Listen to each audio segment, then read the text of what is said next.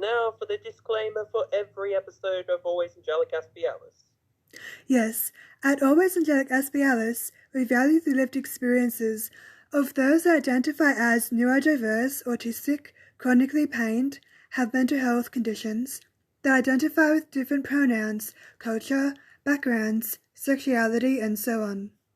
We appreciate and acknowledge lived experiences as vital to the wonderland of Always Angelic Aspialis.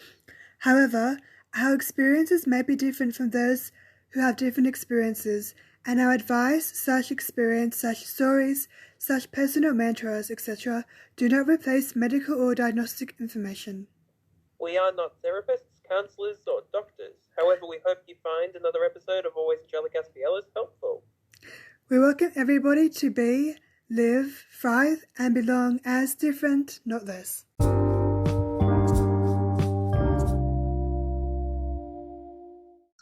Hi. Hi, welcome to Season 5, Episode 3, the continuation. Yes, this is part 3 of our mini-series. I don't know how many parts we're going to have to this, but we'll keep on going until we're done. Okay. But, okay, so where was I? Okay, so I feel like I genuinely, before in high school, I genuinely did have crushes on the girls I was interested in high school.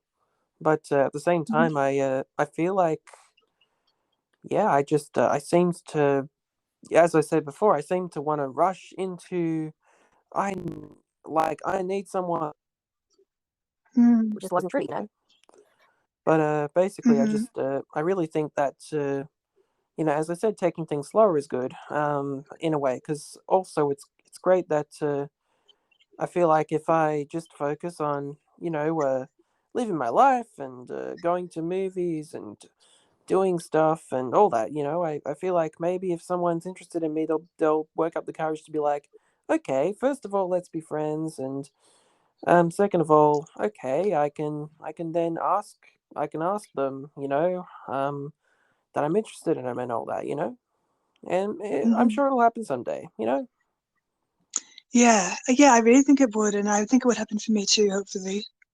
Yeah. Hmm. I feel like there are so many things. I'm sorry. Sorry, no, you go first. I feel like there are so many things that society pressures people into. I feel like society just really, it's like if it all the stuff about toxic masculinity, for example, it's like there are so many expectations that come out of toxic masculinity that permeate society, and people are like, oh, you got to be manly, you got to be a he-man, you got to be, yeah, don't cry, all that bullshit, Sorry, am I allowed to say bullshit on the podcast? I think that's fine. Ah, okay. it slipped out genuinely. But basically, yeah, it's just I feel like those expectations are very damaging to people, and yeah, like even in high school, I hadn't even come out to anyone, let alone myself, and yet I was called the F slur, There was this one there was this one bully.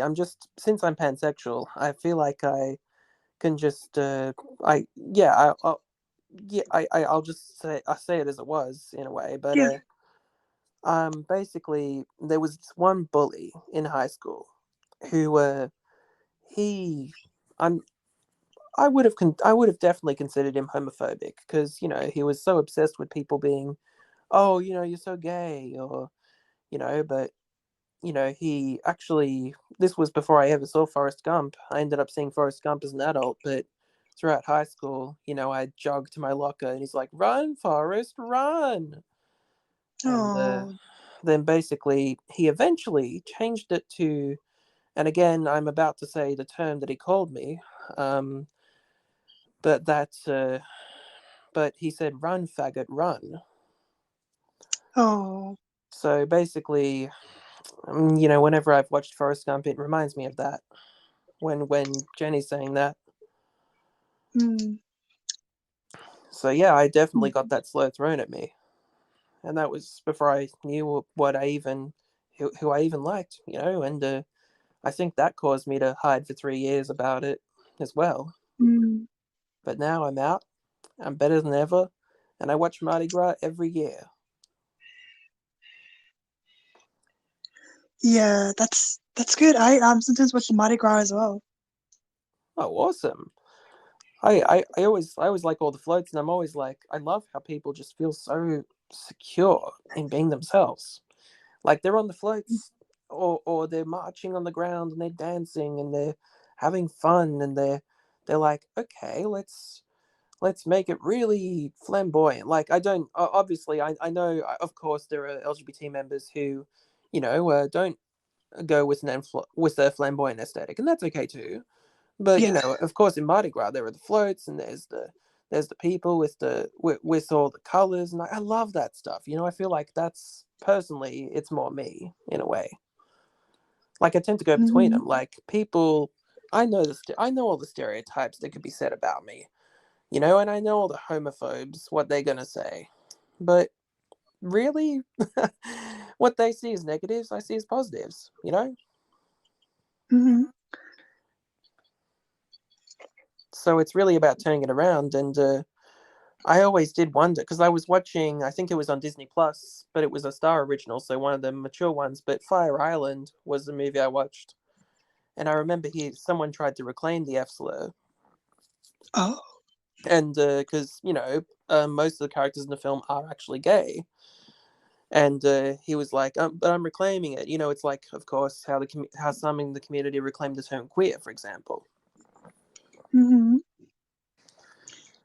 Yeah, that's interesting. I'm trying to reclaim the word Aspie. So I've been asked, like I was doing an interview to become a podcaster for a autism friendly community. And the interviewer goes, "Oh, just to ask you the question, why do you use Aspie in your blog? Like, what's the importance? There wasn't even what's the importance to you. Like, why do you use it? Like, as if she asked, as if it was a bad." And I just said, basically, I'm reclaiming it, and I'm wanting to show that I can be autistic, and particular words suit me better than saying I'm autistic. And I really claimed saying I just want to feel comfortable in my own skin. And she's like, "Oh, okay." I don't know if she was shocked by my authenticity, but like I literally am reclaiming words that are bad to the words that I want to like say are good. Yeah, I mean, like if it like I fully respect it if it's like you can reclaim it from a literal Nazi. I think that's a good thing. It's like it'll have Mm-hmm. nothing to do with him anymore. Hopefully. Exactly. Yeah. Yeah. Yeah. This has been such an interesting conversation. We started with mental health films and drug abuse in films and other things. Now we're talking about like sexuality and relationships. It's like it's such a good conversation. Yeah. Oh, absolutely. And the fact that high schools should do more about bullying, I'll just that's an Mm, aside, I guess. But yeah. Oh, I could talk about bullying in another episode for hours. yeah.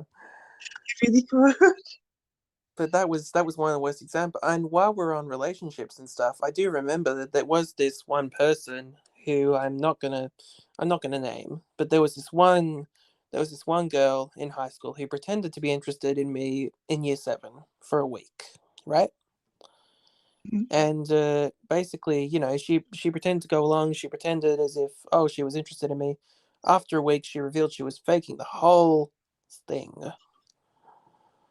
Oh. Man, I just yeah, this podcast is not labeled as an explicit podcast, so I'm avoiding saying the F word that I like, the non-homophobic one. But I could definitely curse about that situation. Yeah, I know. Yeah. Mm. Yeah. But I I feel mean, I like was I was gonna say I was mad about this whole blanking situation, something like that. mm, yeah, I totally get that. And like it just I really feel for you and I just guess like people, I mean, I'm not sure how to say generally, like some people can be complete assholes, like just from what I've witnessed, and people can be so bitchy and so mean and so like vile and damaging to other people. Like some people are just literally animals. I don't know how else to say it. Like I'm just so shocked that this even happens still. that is true. It's like even 2 years later, I saw her in my art class, and I wondered if she changed. I hope she changed for the better. And I asked her, you know, uh, you really hurt me, when you did that thing. And you know what? She laughed in my face. Oh, And well, I walked away. There was nothing else I could do. mm. I honestly feel like walking away is sometimes the best thing that you can ever do. Exactly. I couldn't even stand being in the same class as her. Yeah, I I know. literally left class the minute that happened, and I walked around the school, to calm myself down, because Hmm. the way that she just laughed, like, some people are just sociopaths, and I Hmm. knew I needed to get away from that. Exactly. Yeah, and I I don't know what to say about that, but I do know I have watched Forrest Gump, and I really liked it, and I could talk about it for hours. I watched it once, and it meant a little bit to me, but like I revisit like the scenes in my mind, and it really helps me get through the hard things. And like when he's running and he's like struggling, but he's still going at it, and he's going, and he's running, and he's trying anyway, and he's like tired, and then he just keeps on going. I feel like that's like such a good metaphor for like my life, and like to just keep on going. I I can definitely see how. Yeah, yeah.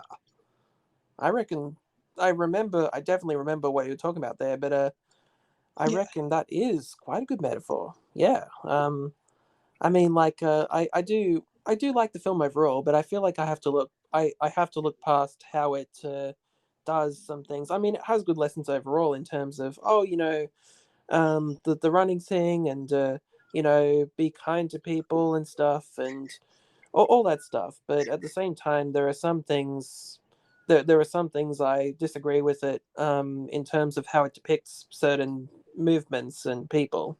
But I'm not sure I would get too far into that because spoilers. Yeah, that's okay. Yeah, that's true. Sorry, I lost my train of thought. Do you have anything else you want to say? I I would actually, man, I could talk about Forrest Gump. But Yeah. like, I Okay. do I do reckon that I really liked I know it was technically used before, but I like the techniques where they put him in the historical footage and all that. I thought that was really something, and I think Robert Zemeckis in general as a filmmaker seems to be quite good. It's Hmm. impressive.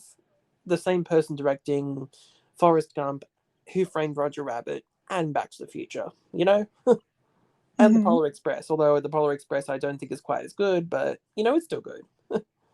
Hmm. Exactly. And I think that the way he will sometimes have less shots to show things. It's like, I really like filmmakers that make shots count more, and especially in Back to the Future, everything Hmm. fits together. There's not a moment you could cut. Forrest Gump, I feel like actually Forrest Gump is the same. You could not cut a moment out of that film, otherwise you'd have something missing. Hmm. Even even after, spoiler alert, I'll just say spoiler alert now. Hmm. But even after he leaves the bench to go see Jenny again, I feel like that was definitely a necessary epilogue in a way. And you can't cut out Lieutenant Dan. You can't cut out the speech, because at the speech, of course, he goes to see Jenny at the river. Yeah. Like, there's really nothing you can cut out. Yeah. Exactly. And I always loved the when Abby Hoffman is up there, and you want to tell us about the war in Vietnam? The war in Vietnam? The war in Vietnam! And everyone just cheers. Yeah. Yeah. Since, I mean, it's audio, I mouthed the word as I was quoting it. Oh man. But that was always such a fun scene to me. Yeah. I really loved the movie. Like it just I don't know, I could really relate to it at the time, but even now, I feel like I honestly relate to it like so much more. Yeah. Yeah. Also, is the character autistic or like what's his disability? I never bothered putting a label on him, to be honest. I'm not quite sure what Mm, what what sort of thing he'd have. But I'm not I kind of thought autism potentially. I don't know. But like yeah. cuz there are a few things that seem to line up with that, and yeah, we've been around the community enough to know that Mm, some people are different, and that's okay, you know? yeah. Yeah. Exactly. And I'm always trying to promote like differences are okay on like the podcast and on the blog and just in my life. But like honestly, sometimes it's like so hard getting the message across. Yeah. Yeah. Oh, and Yeah. the Vietnam bit in Forrest Gump as well. I always liked man, that whole war sequence is quite well set out, but also like the way that I always did wonder in that one bit how they got the rain to go diagonally onto them. Was it just raining that day or what? I don't know. Oh yeah. I don't know. That's interesting. Also, we're getting kind of near the line to finish up this episode.